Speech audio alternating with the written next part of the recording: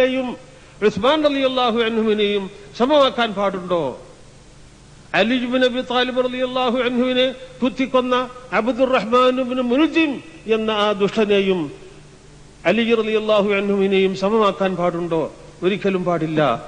മാത്രമല്ല, ഞാൻ ഒന്നും കൂടി പറയുന്നു, ഇന്ത്യയുടെ കിഴക്കേ അതിർത്തിയിലുള്ള നവഖാലി ജില്ലയിലെ പള്ളികൾ ഒരു കൂട്ടം ആളുകൾ കയ്യേറുകയും വായനശാലകളും കള്ളുഷാപ്പുകളുമായി മാറ്റുകയും ചെയ്ത സന്ദർഭത്തിൽ മുസ്ലിംകൾക്ക് അവരുടെ പള്ളികൾ ഒഴിഞ്ഞുകൊടുക്കണം, അത് നിങ്ങൾ ചെയ്യുന്നതുവരെ ഞാൻ ഭക്ഷണം കഴിക്കുക ഇല്ല എന്ന് പറഞ്ഞ് നിരാഹാരമെടുത്ത മിസ്റ്റർ ഗാന്ധിയെയും അദ്ദേഹത്തെ കുത്തിക്കൊന്ന ആ ഗോദ്സെയെയും ഒരുപോലെയാക്കാൻ പാടില്ല. ഓരോരുത്തർക്കും അവകാശപ്പെട്ടത് കിട്ടണം. അതെപ്പോഴാകുന്നു? ഈ ദുന്യാവിൽ അത് കിട്ടുന്നില്ല, പിന്നെ അത് എപ്പോഴാണ്? അതിനാണ് ഒരു കാലഘട്ടം നിശ്ചയിച്ചിരിക്കുന്നത്. ونفخ في الصور فإذا هم من الأجداث إلى ربهم ينسلون قالوا يا ويلنا من بعثنا من مرقدنا هذا ما وعد الرحمن وصدق المرسلون إن كانت إلا صيحة واحدة فإذا هم جميع لدينا محضرون. സൂറിൽ ഊതപ്പെടുന്നതാകുന്നു. അപ്പോഴതാ ആളുകളൊക്കെയും ഖബറുകളിൽ നിന്ന് എഴുന്നേറ്റ് അവരുടെ യജമാനന്റെ മുമ്പാകെ ഓടിയെത്തുന്നു.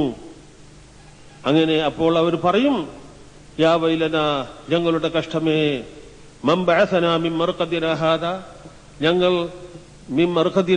ഞങ്ങൾ ഉറങ്ങിക്കിടക്കുന്നിടത്ത് നിന്ന് അഥവാ ഞങ്ങളുടെ ഉറക്കിൽ നിന്ന് ഞങ്ങളെ ഉണർത്തിയത് ആരാകുന്നു?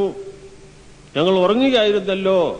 അതായത് ഇതുവരെ കഴിഞ്ഞുകൂടിയ അവസ്ഥയേക്കാൾ എത്രയോ ഗംഭീരമായ, വർണ്ണിക്കാൻ കഴിയാത്ത വിധത്തിലുള്ള അനുഭവം ഈ മഹ്ശറിൽ കാണുമ്പോൾ അതിനു മുമ്പ് അനുഭവിച്ചതൊക്കെ വളരെ നിസ്സാരമായും ലഘുവായും തോന്നപ്പെടുമെന്നാണ് പറയുന്നത്. അത് നിമിത്തമാണ് ഇങ്ങനെ പറയുന്നതെന്ന് എല്ലാ മുഫസ്സിരീങ്ങളും പറഞ്ഞിരിക്കുന്നു. ഞങ്ങൾ ഉറക്കിൽ നിന്ന് ഉണർത്തിയെന്ന് പറയാൻ കാരണം അതാണെന്ന്. പിന്നെയും പറയുന്നു, ഒന്നാമത്തെ സൂറിൽ ഊതിയാൽ എല്ലാവരും മരിക്കും, ഉറങ്ങും. പിന്നീട് ഒരു കാലഘട്ടം വരുമ്പോൾ അല്ലാഹു രണ്ടാമത് ഊതാൻ കൽപ്പിക്കുകയും അവർ ഊതുകയും അങ്ങനെ ഹയാത്താക്കുകയും ചെയ്യും എന്ന് പറയുന്നു. അപ്പോൾ ഈ ഇടവേള കാലം ഒരു തരം ഉറക്കാണെന്ന് പറയുന്നു. ഇങ്ങനെ രണ്ടാലൊന്നാണ് ഇവിടെ മനസ്സിലാക്കാനുള്ളത്. എന്നാൽ മർഖദ് എന്നൊരു പദം ഇവിടെ വന്നതിന്റെ അടിസ്ഥാനത്തിൽ നമ്മളിൽ ചില ആളുകൾ പറയുന്നു മരണശേഷം ഖബറിൽ ശിക്ഷയില്ല എന്ന്. അത് അവർക്ക് തെറ്റിപ്പോയതാകുന്നു.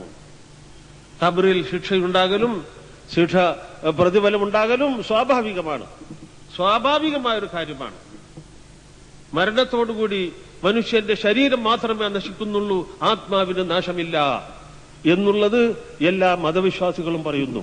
മുസ്ലിമുകൾ മാത്രമല്ല, ക്രിസ്ത്യാനികളും യഹൂദികളുമൊക്കെ അതേ വിശ്വാസക്കാരാണ്. മരണത്തോടുകൂടി ആത്മാവിന് അപകടം സംഭവിക്കുന്നില്ല. അപ്പോൾ പിന്നെ ആത്മാവിന്റെ അവസ്ഥ എന്ത്? സുഖമോ ദുഃഖമോ, സന്തോഷമോ സന്താപമോ എന്താകുന്നു? രണ്ടാലൊന്ന് തീർച്ചയാണ്. ഈ ഒറ്റപ്പെടുക എന്നുള്ളത് മാത്രം മതി. മനുഷ്യൻ അവന്റെ പരിചയപ്പെട്ട എല്ലാ വസ്തുക്കളിൽ നിന്നും, ഭാര്യ, മക്കൾ, സ്നേഹിതന്മാർ, കുടുംബക്കാർ, സഹോദരങ്ങൾ, സമുദായക്കാർ, എല്ലാവരിൽ നിന്നും വേറിട്ട് ഒറ്റപ്പെടുന്ന ഒരവസ്ഥയാണല്ലോ. ആ ഒറ്റപ്പെടൽ മാത്രം മതി ശിക്ഷയായിട്ട്. ഇത് ശരിക്കും നാം ചിന്തിച്ചാൽ എല്ലാവർക്കും ആ ശിക്ഷ ബാധകമാകും എന്ന് മനസ്സിലാകുന്നതാണ്. പക്ഷേ മുഅ്മിനീങ്ങൾക്ക് അള്ളാഹു പ്രത്യേക ആശ്വാസം കൊടുക്കുക, അതിന് വേറെ പരിപാടിയുണ്ട് എന്നുള്ളതാണ്. അപ്പോൾ മരണശേഷം ഒരു കഷ്ടത, ശിക്ഷ, ദുഃഖം എന്നുള്ളത് ഒരു ഉറച്ച കാര്യമാണ്. അങ്ങനെയുള്ള ആ തത്വം ഈ മനുഷ്യന്മാർ നിഷേധിക്കുന്നത് വലിയ അത്ഭുതമാണ്. എനിക്ക് തോന്നുന്നു ഫാത്തിഹ അത്തഹിയ്യാത്തിന്റെ അവസാനത്തെ ദുആയിൽ ഖബറിലെ അദാബിൽ നിന്ന് രക്ഷപ്പെടാൻ വേണ്ടിയുള്ള ഒരു പ്രാർത്ഥനയുണ്ട്. നബി സല്ലല്ലാഹു അലൈഹി വസല്ലം പഠിപ്പിച്ചതാണ്. മയ്യത്ത് നമസ്കാരത്തിൽ മയ്യത്തിന് ഖബറിലെ അദാബിൽ നിന്ന് രക്ഷപ്പെടാൻ വേണ്ടി പ്രാർത്ഥിക്കുവാൻ അല്ലാഹുവിന്റെ റസൂൽ പഠിപ്പിച്ചിട്ടുണ്ട്.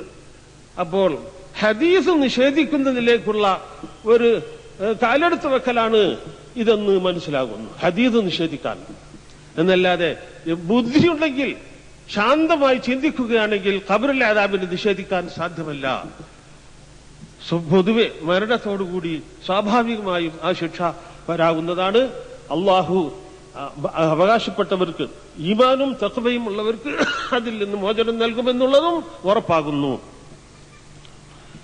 ഹാദാ മാ വഅദർ റഹ്മാൻ, റഹ്മാനായ റബ്ബ് തീരുമാനിച്ചതാണിത്. വസദഖൽ മുർസലൂൻ, മുർസലീങ്ങൾ സത്യം പറയുകയും ചെയ്തിരിക്കുന്നു. ഇത് രണ്ടാമത് ഹയാത്താക്കലും വിചാരണ നടത്തി ശിക്ഷാരക്ഷകൾ വിധിച്ച് നടപ്പിൽ വരുത്തലും അള്ളാഹുവിന്റെ ഒരു വാഗ്ദത്തമാണ്, ഉറച്ച തീരുമാനമാണ്. ഇൻ കാനത്ത് ഇല്ലാ സൈഹത്തൻ വാഹിദ, ആ സംഭവിച്ചത് കേവലം ഒരൊറ്റ ശബ്ദം മാത്രമാകുന്നു. മരിച്ചവരോട് എഴുന്നേൽക്കുക എന്നൊരൊറ്റ വാക്ക്. ഫഇദാഹും ജമീഉൽ ലദീന മുഹ്ളറൂൻ, അപ്പോഴതാ അവരെല്ലാവരും സംഘടിതമായി അള്ളാഹുവിന്റെ മുമ്പാകെ ഹാജരാക്കപ്പെടുന്നു. ويسألونك عن الجبال فقل ينسفها ربي نسفا فيذرها قاعا صفصفا لا ترى فيها عوجا ولا أمتا يومئذ يتبعون الداعي لا عوج له وخشعت الأصوات للرحمن فلا تسمع إلا همسا يومئذ لا تنفع الشفاعة إلا من أذن له الرحمن وقال إلا من أذن له الرحمن ورضي له قولا وعنت الوجوه للحي القيوم وقد خاب من حمل ظلما ومن يعمل من الصالحات وهو مؤمن فلا يخاف بخسا فلا يخاف ظلما ولا هضما.